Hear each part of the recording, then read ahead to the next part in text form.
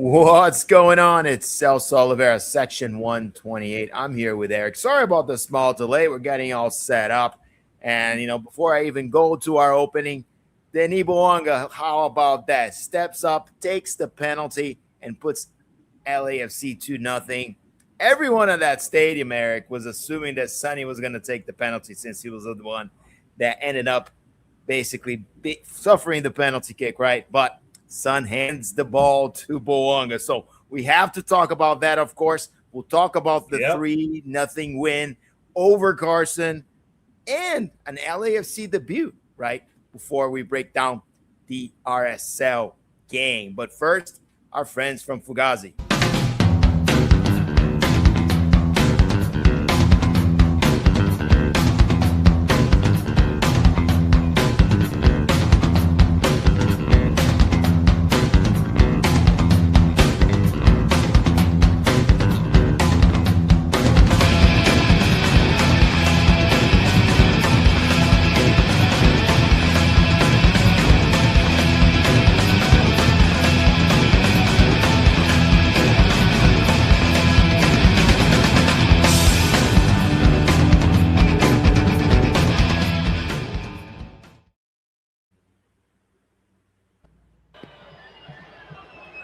Bouanga scores! Mitrovic guessed correctly, but too much power from Denis Bouanga, the big game player. Yay! What's up, Eric? What's up, Celso? How you doing? And of course, we open up with Denis Bouanga scoring because that's how we're going to open up. But of course, I'm going to go to you directly. As I was saying before the opener, look, no penalty takers in this team. What do you make of that before we even break this game down? We look like we have two leaders out there, and they are like humming together. Talk to me about your first impression of this duo and what they did this weekend, or Friday, I would say. I almost thought for a second that Son was going to take the kick just because of the drought. I thought they wanted to get him on the board, but, a couple things to remember about this. Number one, let's look at the numbers. Denis Bouanga is an over 90% conversion rate on penalty kicks. Now, the world average for primary kick takers, that's the designated person, is between 80 to 85% worldwide in top division leagues. If you look at the rest of the team, you're looking at right around 70%, and when you get into World Cup shootouts, it can be a little below that because you get guys that don't normally take kicks. So statistically, there's no reason for anybody but Denis to take this kick. And Sonny in the interview afterwards was saying that he goes up there, he takes the ball so he can get all the trash talk coming from him for other guys to keep Denny's mind clear on the shot. Act like he's going to take the shot and then hand it to Denis, who goes and puts it in without any distractions. And, this is next level gamesmanship, and I love to see it.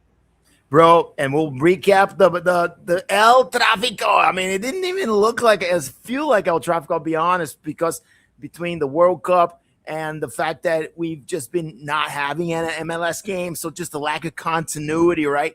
But what a game for LAFC. Let's just start breaking this down, Eric. As you see there, we have the graph with the goals. So start with the Delgado opener. As we say it in Brazil, the law of the X hits, and it hit again. Talk to our listeners here. What is the law of the X and how it hit? And also, how'd that goal develop, and who else but the crosser? Yeah, I think, let's see. I know Danny Musovski scored on us. Tristan Blackman scored on us when he played, didn't celebrate. I'm not sure El Profi scored on us. Yeah.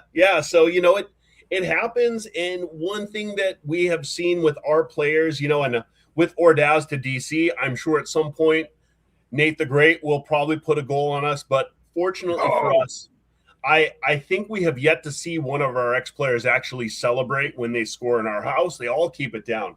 Delgado, on the other hand, he gave a little bit of a celly down there in Carson. A couple things on that came out afterwards. The Carson fans were very upset about it, obviously. They should be, but O choro y libre, to cry is costing nothing. It's been so long, right? But Delgado did say, when they did the ring ceremony last season, They had told him they were just going to do a little video during warmups, but instead Carson threw it up on social media right before the game, and to see you up on a video on social media when you're on your rival's team in a derby, it's very untasteful. With the thing like this, yeah, it was tasteless from the Carson Galaxy. 100%. And Delgado did say that he got blindsided from it and he did not appreciate that gesture. And so I think that's where it all went out the window now. And Delgado is now bleeding black and gold. I think his Carson blue and yellow days are done. Maybe he still bleeds a little Chivas red, white, and gold, but he's a black and gold guy now. I love and like gold. He made his name in Canada with Vanny. So like for Vanny to let him go like that, and Vanny has a lot of power, and we can talk about Vanny ball and how bad they've played as a rival. It didn't even look like the Galaxy we're used to.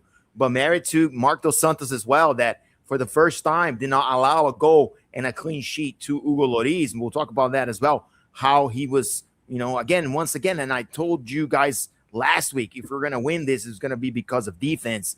And the Galaxy could not do anything very solidly. But let's go through the second goal here, Eric. The foul by Hawk. And then again, as you mentioned early, Son handing the ball right to the knee for him to score. So anything else about that PK? But the fact that you're at your opponent's, your rival's house, it's halftime, and you're putting 2-0 on them without even them looking like they could do anything against us. What did that feel? That felt like a different El Tráfico to me. Oh no, this was a different El Tráfico from the beginning. I mean, Carson just got rid of Gabriel. So I mean, they really have one. They have one guy. They had So yeah, I can't even. They have Royce. They have a couple guys. They have Pansel. Right. Pansel's their only DP. Royce is a TAM player. We've faced a team that has one DP on the roster essentially at this point. I think they got a lot of weird guys like Eric Tommy got injured, hurt, and he came from SKC. Hawk came from New York, so they just sort of got this collaboration of MLS vets, put it together, and for some reason, Will Kuntz thought that this would work, right? And my criticism was, what is Kuntz doing with this roster? Like, once Pucci went down, man, like, it seemed like he completely lost control of this team. Like, he's making us a solid. I mean, in his defense, I guess, Pooch blew his ACL, and then once it healed, he immediately blew it a second time. And how do you prepare for basically your most important player missing a second? You're ready for him to come back, and then he's gone again. So you don't miss on the other two DPs, bro. We will talk about how Bouanga has scored in every Tráfico, and Gabriel Pack has had less goal contributions, than a guy like Tyler Boyd against him. Like, so what I mean? That's how. It's because your three DPs, Paintsel has been blanked every time against us. I mean, this is what I think, right? JT's use of DPs against Carson has been superior than Carson's use of DPs against LAFC. And that was my point. Go ahead. No, 100%. I was just laughing because Peck, his first game with Cruzeiro, like the first thing he does is gets a PK saved on him. So it's just kind of like, I'm not sure what's going on with their roster, but I will say 100% this is, and we've played some pretty weak Carson rosters and underperformed, but this has to take the cake for the absolute weakest team we have ever played, 9 miles south of us in Los Angeles County. So all that said and done, a 3-0 win, I think I think we probably underperformed and could have done better. Yeah, Ernesto, good call in the Chicho too.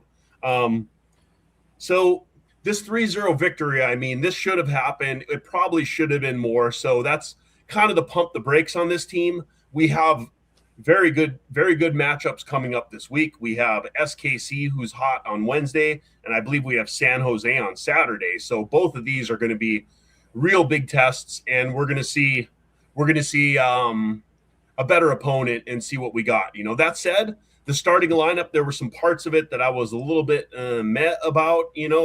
Segura starting at midfield is a little strange for me. Maybe it's a placeholder for Igor Jesus. Schaffelberg starting over Martinez, I think, is a much bigger story than lets on.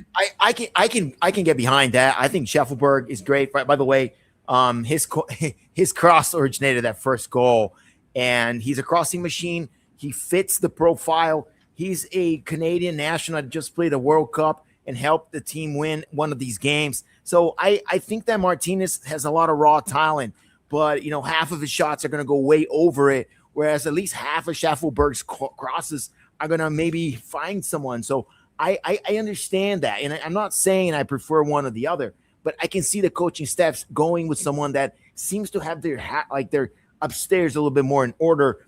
And my challenge to you is that, look, Schaffelberg just played a World Cup and was no horrible guy, right? He actually contributed well for Canada's success into the round of 32. So that's what I have about that. Talk about Cheberko. You didn't like the starting lineup. I thought Cheberko is looking like a great pickup for us. A dude that can be versatile, play different things, a big body as well. Started at left back, man. Here we go again. We always talk about fullbacks and the vulnerabilities there. Anything you want to talk about a debut? We had an LAFC debut for the first time, Cheberko. Outside of that friendly I don't like to count friendlies for anything, but first game for LAFC. It was a solid debut. Again, to pump the brakes on it, what one-on-one matchups was he really facing? Occasionally Pansel went over there, and Pansel's really the only guy that is dangerous one-on-one, and he's not MLS standards. He's a little dangerous, but he's, when we get the dangerous guys, he's near the bottom of the tier of guys who are going to beat guys one-on-one. So solid debut. Where does that leave Smolyakov? Have no idea. Cheberko was solid out there. No complaints about his performance. And I do think that we'll see how long Palencia is out, because, Hollingshead is now moving over to the right side where Palencia was, who I think is a little better there as a right-footed guy. But again, that's natural anyways. Yeah, he's been playing inverted for so long because he just beat the guy that was in front of him. But I like how this new coaching staff basically said, hey, we don't care who you are and what position you play. We're just going to put you there because you're the best defender we have. So it's been Eddie Segura and now Cheberko. These guys are just tough, knucklehead defenders that can stop progression on that side of the ball. And it's worked very, very well for Marc Dos Santos. That's one thing about his system that I've always liked. It's this sort of third center back that is essentially playing the fullback position. We saw Aaron Long coming back. That was something I asked for last week. I do believe that if we're going to pay Aaron Long, given his leadership, the history with the club, the fact that he's had one more month to rehab and get stronger, he needs to be on that field. He's one of the most important players that we got. So I don't have a problem with him starting there, because he's just such an important part of our history, and still playing for us. Again, Sonny, let's just kind of focus on that a little bit more, because I'll throw another graph up unless you have another question, anything else you want to bring up. But, this is, wrong one. But let's just talk about. Look at those handsome fellas. Look at those guys. That's a happy bunch of guys. Sorry, I don't know why this is not going in, but I wanted to talk about just Sonny and his stats, right? Because they've been pretty incredible over the years. Right now, he's trending on a very, very fast 13 goals, 13 assists in 27 appearances with LAFC, 26 goal contributions, Eric, almost one per game. I think that's really good. And no matter who, and people are saying he's not playing the right position and whatnot, not a lot of guys can do that coming from another league, not understanding the system, understanding they're going to play a different role. So talk to me a little bit about Sonny and his basically first goal in this game, but also the fact that he's just been there for us no matter the position that he's been asked to play. Let's see if I can get his graph up. Shit. It was a solid goal. I mean, there's not much else to say about it. And, you look at the penalty kick that he gave to Denny, which was the correct move, but, you always wonder if they just wanted to kind of break the dam open for him. But, he got his in the run of play, which is much more important than, getting a penalty kick goal. So I thought his goal was fantastic. It was a shot, he took the ball, he made space, he put it in the bottom left-hand corner. It was a absolutely clinical finish from where he was, and it was a classy goal. And so Son's showing the class he has. I mean, it was almost more of a midfield goal than it's a striker goal, and it kind of shows you the versatility he has. A very, very rough World Cup, and we all know he underperformed quite a bit in the first half of the season. Hit seven, I think, assists in the first half of the season, but 0 goals. And everybody wants to see goals out of your 9. So that being the case, well, he's not playing a 9. He's playing the 10 for us, as Mark Dos Santos told us that he's going to do. So it's all there. And then if you don't like it, I'm sorry. Like, he's still contributing. And again, ball in the back of the net is what counts. Goal contributions to me. Again, if these assists are being just wasted by other guys, that's a different story. But most of his teammates have been excellent at putting the ball in the back of the net when they were assisted by Sonny. So his last touch is excellent. It's the best one we have on the team. So I love how he's doing it. And but guess what? He scored his goal. He scored his goal, and it was the third one, the one that closed it out for LAFC, the dagger at the 58th minute. Junior tackle. They'll gotta lay off, right? And then Sonny finished his first one on MLS goal of the season, which is very important. And circling back, right? Let's circle back to that penalty and how we opened the show, because that's the kind of guy he is. If you talked and you heard about Mark Dos Santos after the game, what did he say about the penalty kick? He's like, Sonny didn't want to take it because he didn't want his first goal to be a penalty kick. What do you think of that? No, 100%. I think more so. Sonny's penalty kick conversion rate sits at 67.6%, which is below the average for any outfield player who takes penalty kicks. And we're not talking about shootouts. We're talking about penalty kicks. Like the average is it's like 70 to 72% for regular players. The primary kick taker, which is what Denis is, or whoever, pick your team, pick the main guy to take kicks, it's 85%. And so Sonny at 66.7 67.6 is below that number. So, if you look at penalty kicks, there's probably 5 guys in the team who are just better at penalties. Sonny scores in many ways, but penalty kicks is not his strength to score if you just purely look at the numbers. And Sonny is a team player. So, really, the only time I would expect him to really take a penalty kick is if we're up by 2 or 3 goals and he's looking to complete a hat trick or something like that. He's just such a team guy and a win-first guy, which is you can't ask for anything more out of a player that, I think when he comes up there holding the ball, it's pretty much always going to go to Bouanga. Right. And you know why? You know why, Eric? I'll tell you why. Because he's El Tráfico King. Look at the stats. Look at these stats, by the way. Thank you, Claude.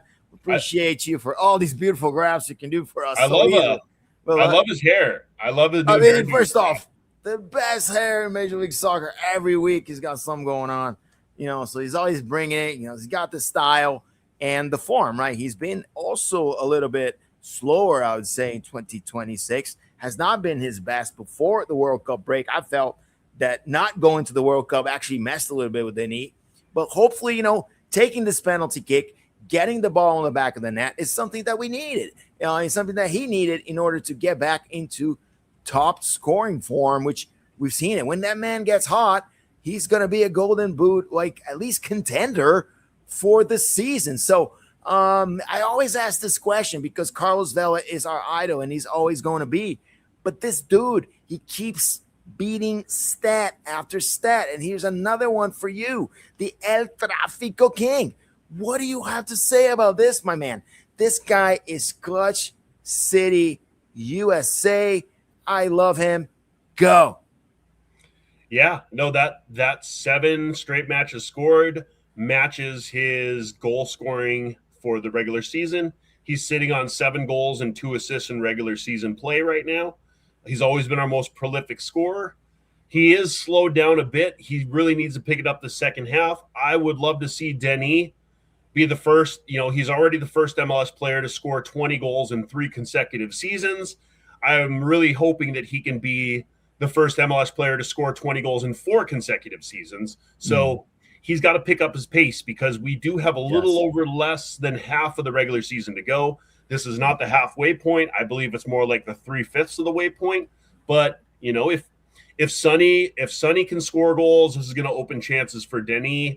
the better each of them do, the more opportunity is going to give them both, and Denny was probably a really nice save away from putting in another goal. So all it It takes was, for him man. is a hat trick, And and he's back on pace. What a game.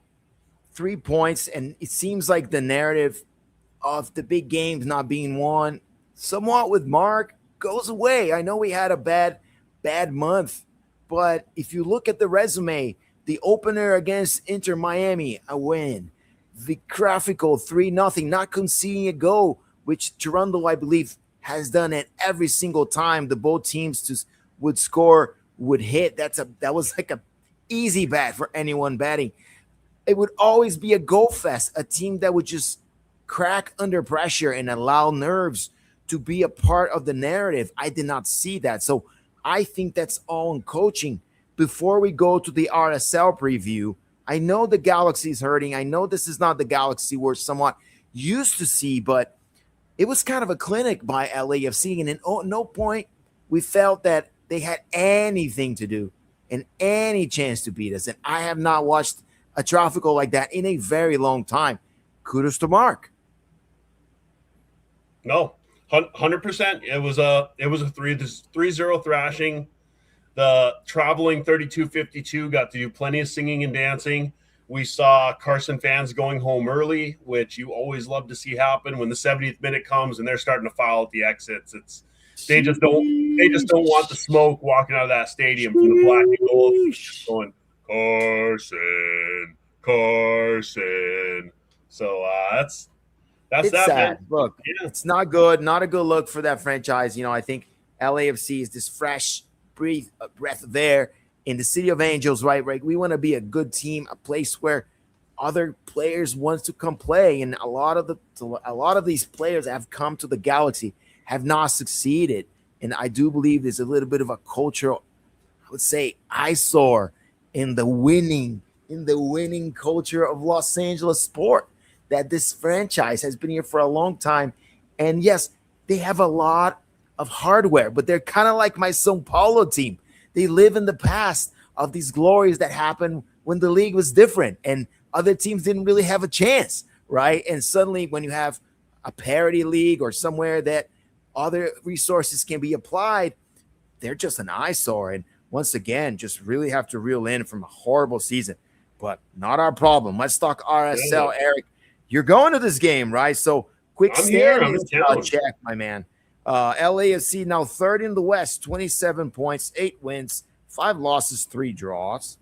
And now the midweek game, July 22nd, 7:30 at BMO Stadium. Tell me, you're going to be there? I'm going to be there. I'm in Los Angeles right now. I am ready for this game. I will be here on next Saturday with my lovely wife, Maria Claudia, as well for the RSL game. And but I am excited for the Salt Lake game. I think we're going to start really seeing how this break has done for us one way or another, because RSL is going to be a true test. If you're into watching games as a neutral, RSL is probably one of the most fun teams to watch as a neutral. It's loaded with youth. It's loaded with breakout players.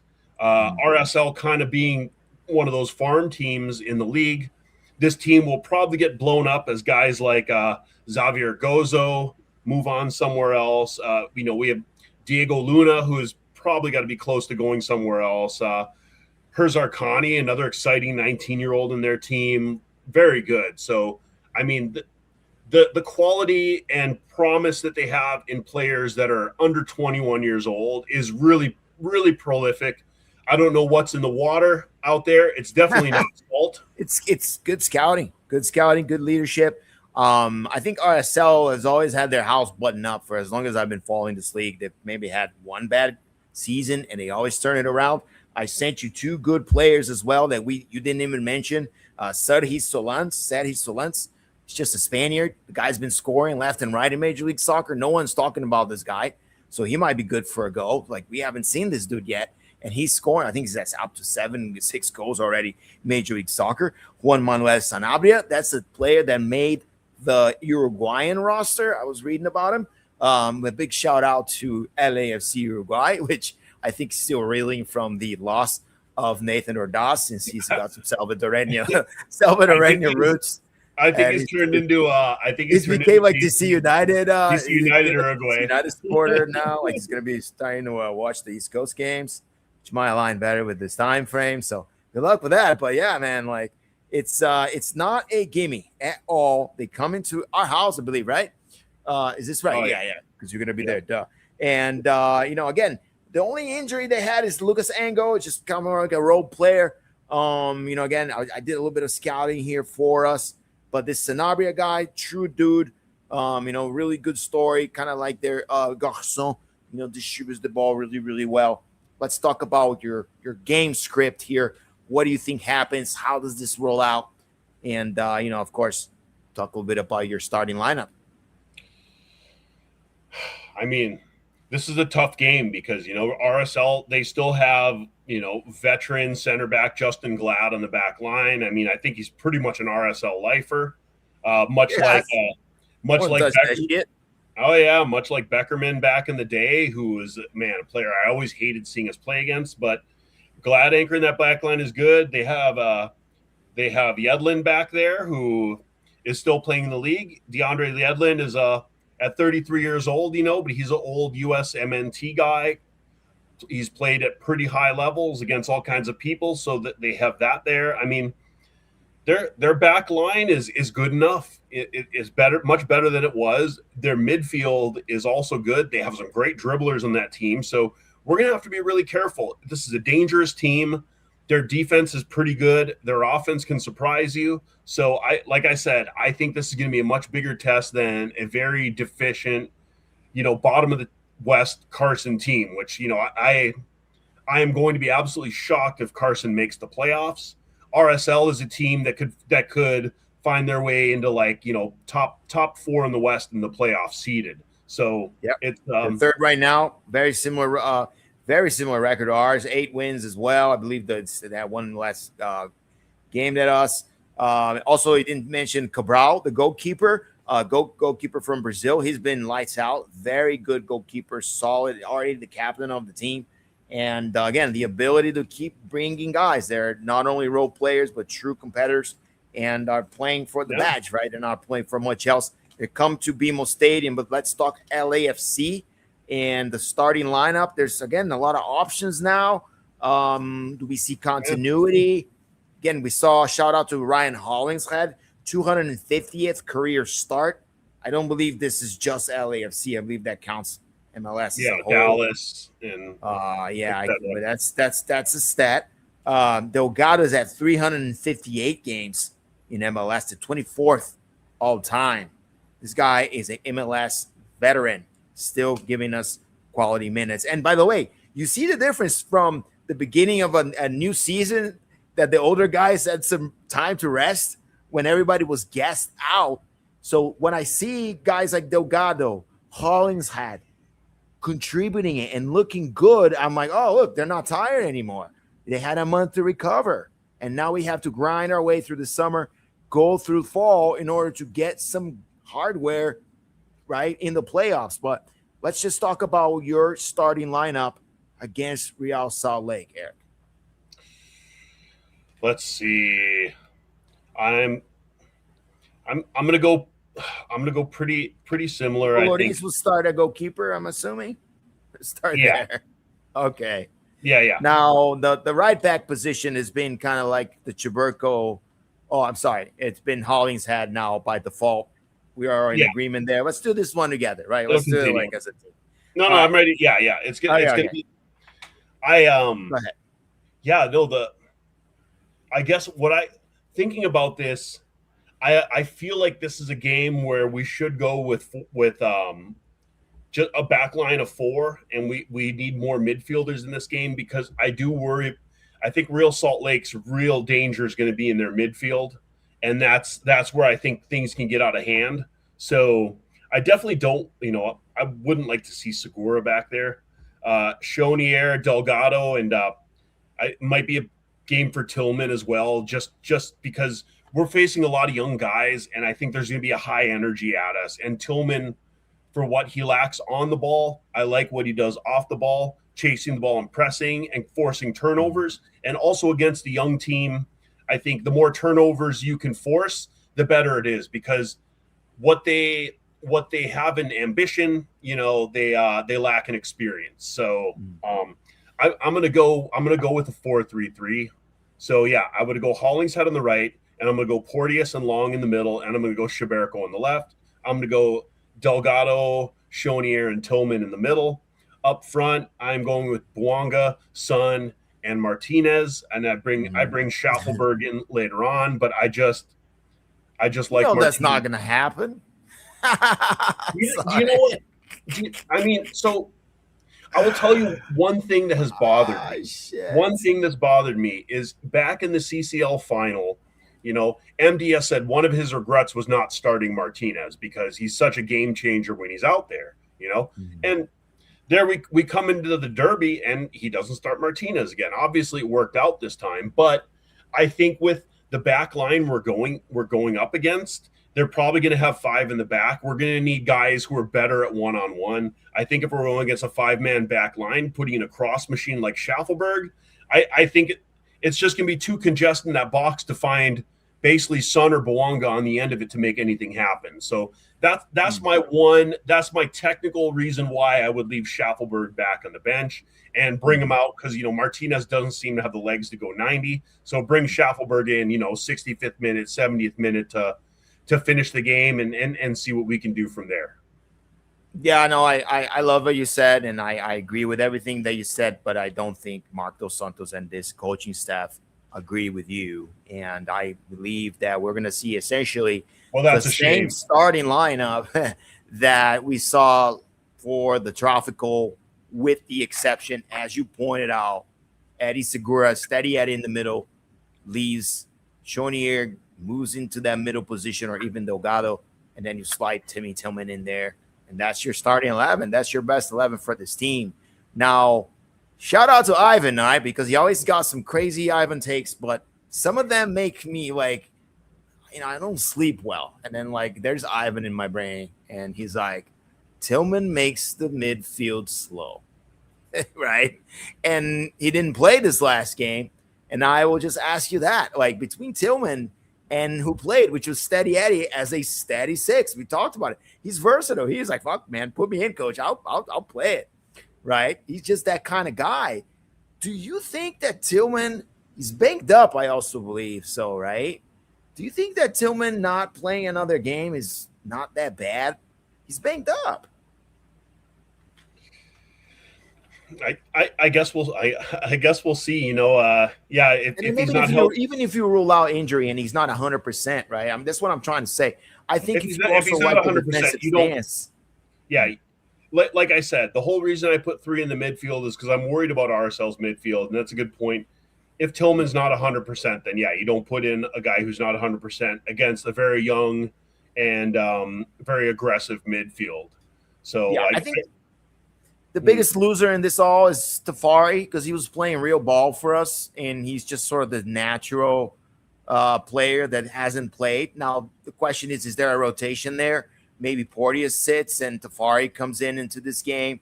So we start seeing the center backs rotate, a healthy rotation like we've always done. When Chiellini would come in, I could see something like that happens. So that would be my only variation. Maybe the center backs rotate. If Long needs a break, maybe he's not the one that, he's the one that comes off the bench this time. But I would 100% play Schaffelberg. I'm a Schaffelberg fan now. I'm in on the Schaffelberg. And sign me out for the Schaffelberg. You're a Schaffel believer? I'm a Schaffel believer, because the guy's a crossing machine. And if we know how to get in front of this, we've been asking for a crosser for goddamn 4 seasons, and we finally have this guy. So we have to figure out how to utilize him to the best of our abilities. And he's a leader. He's just played a World Cup and played it really well. And by the way, what's going on with Eustachio? They didn't announce anything. The press release from the club said we would have this resolved by this time. But it also gives me hope that if it's not no yet, maybe it's a yes, right, Eric? And this will be our last topic of the day as we reach 35 minutes. But tell me, do we still have a chance to get Eustachio here? He brings him in. We bring him in as a DP. move one of these bums to TAM or some shit like that. And just follow the 3 DP model, right? Now that we don't have a U22 guy, we just got rid of one, get a new DP. I think Eustachio can be the guy for 6 months on another loan, man. What do you think of that? It does look like they're getting ready to bring in a third DP. This comes into what John Thorrington has said, in that he does not believe in bringing in a DP for any position other than a forward. So we will have to see if he goes back on this rule for Eustachio. Which I would like to see him go back on that. I don't hate the move, bringing in Eustachio as a DP. It is what it is. We brought Atuesta as a DP, for Christ's sakes. Remember that? Atuesta was a DP at some point. And it was a roster move. But hot damn, just bring this guy in. Unless you have a better guy. Well, let's look at the context of that, because sometimes, if there's one thing that JT doesn't seem to do, it's reach for a DP. If the right guy shows up, he takes it. If they don't, he'll wait another window sometimes. And Atuesta coming in was kind of one of those cases. Like, we had the spot open, we really didn't take anybody, so he throws him on there to not pay the TAM fee. And amortize. I think he might have been a free transfer as well. But it's basically a salary cap move at that point. It's not like bringing in a Giroud or a Son where you're paying them huge money. It's like it's basically a way to save yourself from spending TAM, because he could have been a TAM. Don't forget, player. Super Mario Gonzalez was a DP as well. Yeah. And Christian Teo, DP. Yeah, because in their cases we paid transfer.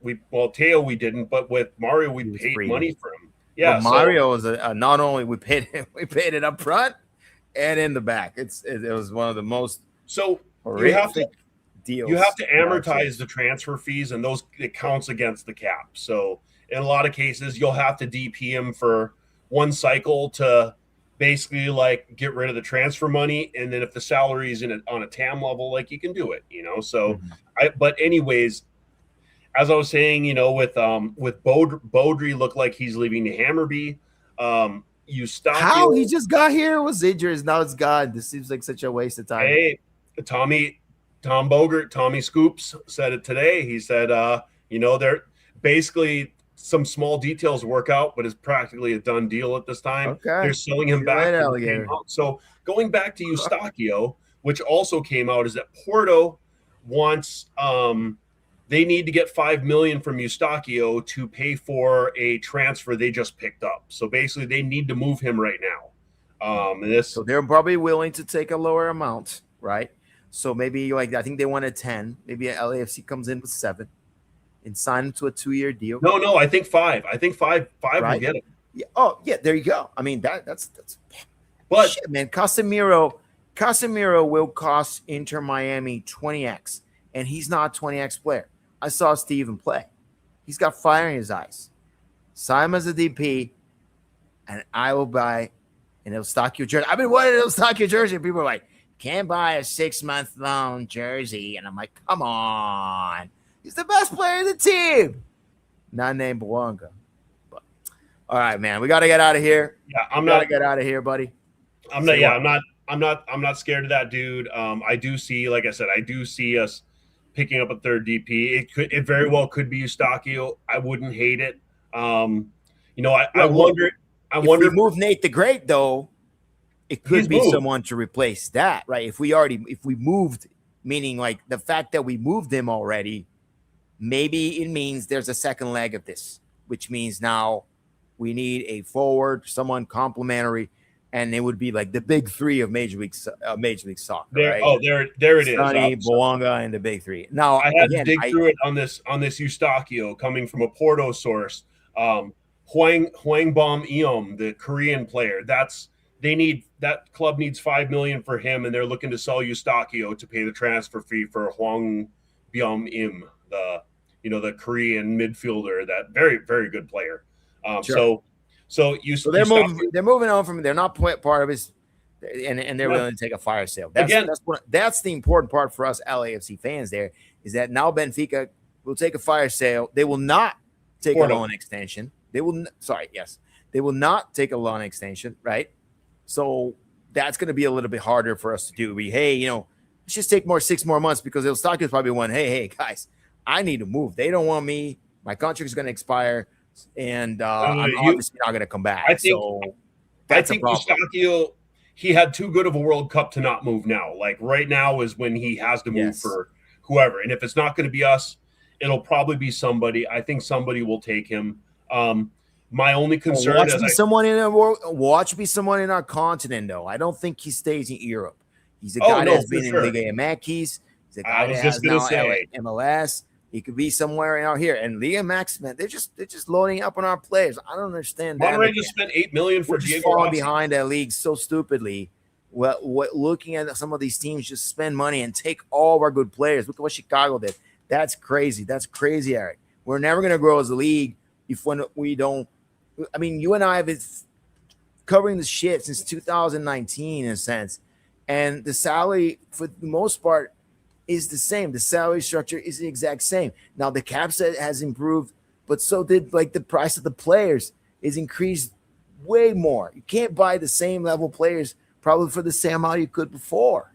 So it's just I'm seeing these Mexican teams come here and load up on our players, and then we play all the Continental Cups and they eat us for lunch and dinner. It just seems like the commissioner doesn't want us to win. So sorry.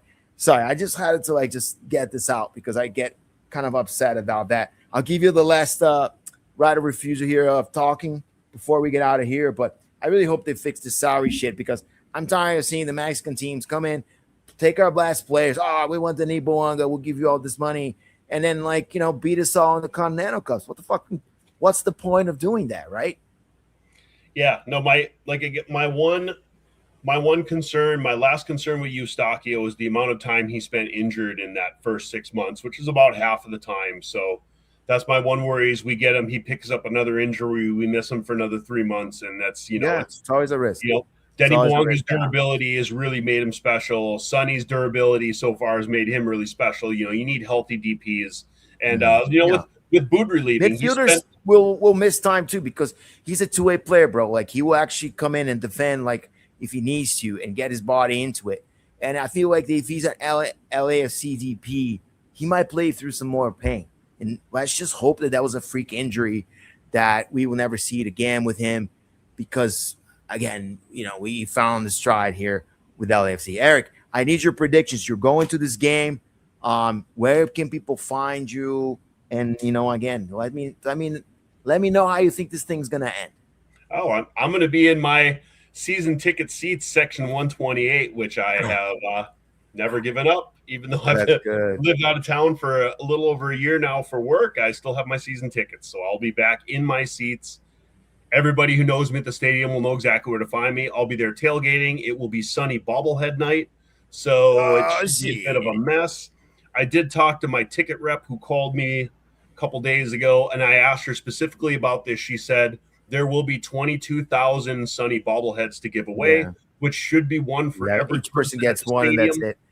And that's a good policy now, and the Dodger has done that now for the last bobbleheads, and they just realized, you know what, you're paying a lot of money for these seats. They're gonna go for even more money online, and it's just the way it is. You come in, you get one of them. Maybe if you get in 10 minutes after, you won't do it, but for the most part, yes, that should be the case. No, I mean they should still be there. I mean, you go back. I think they learned their lesson from the Carlos Vela bobblehead night, where they were gone within 20 minutes, and you saw people with an armful of 9 or 10 of them walking around. And if you were 15 minutes after the gates, they were gone. So the last one, the Bouanga bobblehead, they handled very well. It was very organized. They really made sure there was one for each person. And so I think that'll be the case. I'm pretty confident. It doesn't mean, hey, show up late, don't show up late. I'm still going to get there early, but it's a Wednesday, so it is. You don't have those problems. Yeah. You're not like me, the degenerate Brazilian is always late for everything. And then Saturday, of course, I will be tailgating with the 42 Originals. Those are my people. And we'll have another show if we could. I know we can't do it. You told me we can't midweek, but maybe we can squeeze something in here. But let me talk to you about what do you think the score is going to be? Wednesday? No, I think I can. No, I think I can do a Thursday show. Oh, okay. So sweet. We do it on Thursday. Then. Score. Let's get out of here. don't be mad at me because I'm just going to be realistic here. I think this game is going to be I think it's going to be a 1-1 draw. I think we're going to draw RSL at our own house, and it's going to be a bit of a letdown. But this RSL team is a dangerous team, and they're up and down their roster. Like, they're pretty solid. The last thing about this RSL team, there's no real big stars on them. And when you have a good team without any stars or reference points, it gets really dangerous because teams like that do good because they are playing as a team selflessly, unselfishly, and these are the hardest teams to run into. So I think we're going to have a real big task ahead of us on Wednesday. Mark DeSantos really needs to have his coaching hat on. Yeah, I think it's a big test for LAFC, as you said. It low scoring sounds pretty good. Tie sounds pretty good, but I like to believe this is the beginning of a streak, and I like how we've been positioned defensively. We're at home, short rest, yes, but everybody's rested from the break, so the lungs are there, and I do believe LAFC comes out with another victory here, another 3 points. Slim victory, however, because it is a good team. I go back and forth between a 1-0 and a 2-1, the classic, but I'll go with a 1-0 just because the way our defense is playing. Chaburko looks like the real deal. I'm very happy with him now. Our defense just looks bigger and better than everybody else in Major League Soccer. So I don't think that MLS strikers and tiny Diego Luna and these guys are going to find the back of the net this Wednesday against us. They played a game too. So hoping for the 1-0, 3 points nonetheless. You were very close, by the way, on your prediction to the Carson game. I believe you called it a 4-1, but you had a big score, and I was like, what? And you were right. So you have a very good kind of pulse for the game, so you never have to apologize to me for calling a tie because it's more than likely what's going to happen. But you took the tie, and I'm going to take the optimistic road, I guess, and we'll say, hey, this defense is going to hold us to another shutout. Lloris, shout out to you. I think you will lead the league in shutouts now this year. So been saying it that if once you find a guy like that, the leadership, the quality, the fact that he just does his job, get out of there. Look at Carson. They're on their 6th goalkeeper. They can't find anybody to go keep. It's awful when you don't have a guy out there. Thank God we have San Lohi out there. St. Lloris. We will continue with him, and hopefully we get another win, man, on this Wednesday game. Have fun. Good luck to all of us that is going to be watching here. I will not be there. I'm taking a break from the stadium because the energy of the World Cup really tired me out. So I need a month to recover, and I will be back when the playoffs and everything start heating up. I'll be back at the stadium. But you're just coming because you're not coming because I'm coming. No, man. I just got to catch up on life because for a month, that's all I did. I went to football stadiums, and now I'm behind on every single aspect of my life and burned out. So I just need some time. I wish I could. But, yeah, the fact that it's on a Wednesday also really hurts me because my wife works late. That's just personal matter. All right. All good, guys. Thank you so much for everybody that came and watched us. Honestly, we scripted the show for 30 and we hit it. The rest was just Eric and I chit-chatting. I just wanted to keep talking to him because I don't really have shit to do. But now I do have to leave, and I'm glad that we got into some of the other mechanics of rosters and some of the things we have to do, some of the players that we still think, hey, man, transfer window is still open, right? That thing is still open, so let's sign some guys. It just opened. Man. Well, it's weird. Now we're playing ball while the transfer window's open, so you could tell our calendar is very quirky. I'm so happy it's going to change, and we're going to just be on a regular calendar. Everybody else is really going to help our soccer, our football, and in the meantime, we're going to be here rocking it. Subscribe if you could. Shout out to the guys at Fugazi that provide us with the soundtrack, and of course, we will be here, I believe, Thursday, Eric.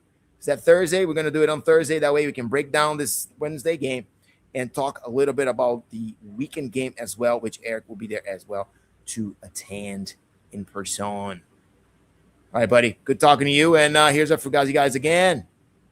Or not.